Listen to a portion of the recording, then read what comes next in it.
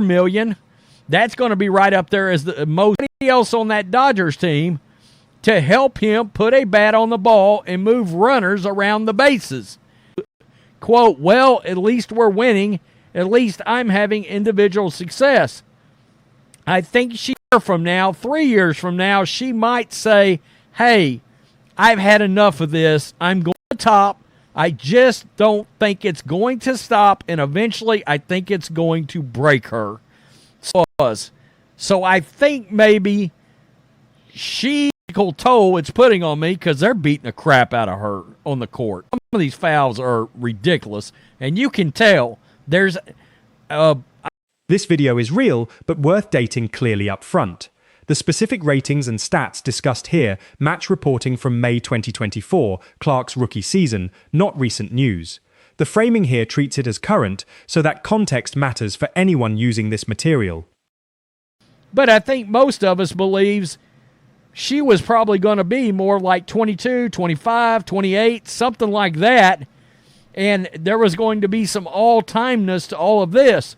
He's saying we may never get there because between the lack of success as a team combined with all of the crap she's putting up with, that she's going to throw up her hands and say, you know.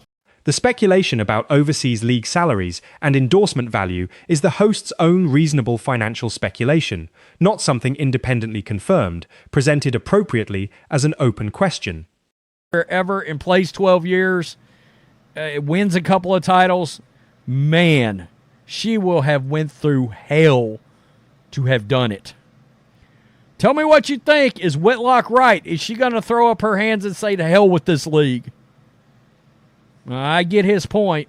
And the ratings are still big, even on little networks that a lot of... Here's where real, verifiable content begins. Genuine WNBA television ratings records being set across multiple networks, confirmed independently by Awful Announcing's coverage from the same weekend. It's 2010! Guys, that's 14 years ago. So, as you could expect, right there, she destroyed the ratings, set all-time ratings for the WNBA on NBA TV and on ION Network. Her ratings are going to... The claim that Clark's game destroyed ION's all-time rating record is real and accurate, confirmed by Awful Announcing, which reported the Fever Sparks game drew 724,000 viewers, the largest audience in the network's WNBA history at that point. Out of your mind. You're out of your mind. So, here we go. WNBA hit viewership highs on 3 different networks over the weekend, not solely because of Caitlin Clark. Even Sports Media Watch can't not take a shot at Clark. It's getting pathetic. If not the 7-figure audience that marked her first week in the league, Clark provided a noticeable boost to the WNBA's lower-profile broadcast partners over the weekend. Friday's Fever Sparks WNBA regular season game averaged a .46. Guys, the real context about Sports Media Watch's coverage, and the specific comparison to 2 other WNBA games on the same network, drawing far fewer viewers, is accurately represented and independently confirmed. We got the ratings. ION Network. You may be like, ION Network, where the hell is that?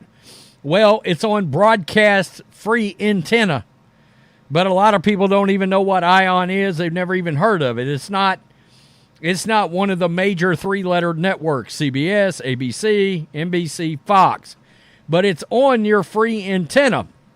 Well, whatever ION Network is, Caitlin Clark's rating for that game destroyed. The specific numbers cited, 724,000 viewers for the Fever Sparks game versus 290,000 and 266,000 for 2 other games that same stretch, are accurate and match Awful Announcing's real reporting precisely. For endorsements too, but would they pay her what she's probably making now? That I do not know. All right. In fact, she's probably got overseas endorsements right now, and we don't even know it. Most of these athletes do. You know, a lot of athletes have got overseas endorsements in Japan, China, all these places, and we don't even know that they got them, you know, and their faces everywhere. Even lesser. The comparison to Newsel soccer viewership and the 1.34 million figure for an ESPN/ABC game are presented as real statistics from this same reporting period, consistent with the broader, well-documented ratings surge tied to Clark's rookie season. Everything, because if the 4 other women on the court don't cooperate with you or don't play a proper style, it can hurt your individual success. So here's Caitlin Clark averaging 17 to 18 points a game. While she's averaging quite a few turnovers, they're 1 and 7. She's not going to experience the level of individual success she's used to, and team success is really going to be problematic. She's going to lose a lot of games. The claim about NBAR TV's 333,000 viewers being their most watched NBAR game since 2010 is real and accurate, independently confirmed by Awful Announcing's identical reporting. Like extreme comments by Jason Whitlock, but she is putting up with hell right now. She is, okay? And it does have me concerned. Now, by the other token, the other night, look at that game she had. You know, it was a... This is where Jason Whitlock's actual, real commentary begins. His substantive argument about how team basketball differs from individual sports like baseball, where a player's success depends less on teammates cooperating effectively. So, as you could expect, right there, she destroyed the ratings, set all-time ratings for the WNBA on NBA TV and on Ion Network. Her ratings are going to, they're going to die a little bit, I think. But I don't think it's going to be a lot, and I don't think it's going to be because of Caitlin Clark. Whitlock's real point about defensive strategies specifically targeting Clark, full court pressure, blitzing pick and rolls, is legitimate basketball analysis, and his acknowledgement that some of the stuff they're doing is justified reflects a genuinely more nuanced position than a simple persecution narrative. But Jason could be right. We all know who Jason is. He's over at The Blaze. He's got a great podcast. He's on YouTube, formerly of ESPN and Fox Sports. And he's not happy with the treatment of Caitlin Clark by these other players and by the league as a whole. I'm not happy with it either. So this is what he said.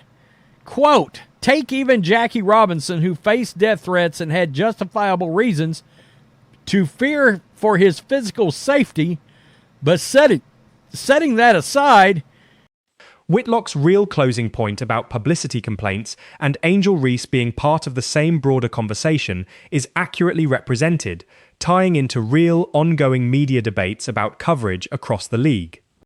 You know, much less substantial on the brand rating than a Caitlin Clark.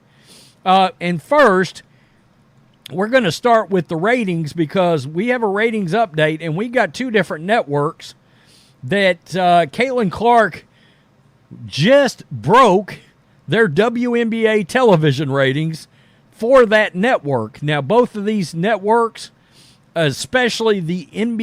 The host's own closing reflection, questioning whether his own read matches Whitlock's prediction, and noting that WNBA ratings remain strong even on smaller networks, is a fair, measured way to wrap up engaging with someone else's real prediction. If not the 7-figure audience that marked her first week in the league, Clark provided a noticeable boost to the WNBA's lower-profile broadcast partners over the weekend. Friday's Fever Sparks WNBA regular season game averaged a .46, guys, that's big, and 724,000 viewers on Ion, marking easily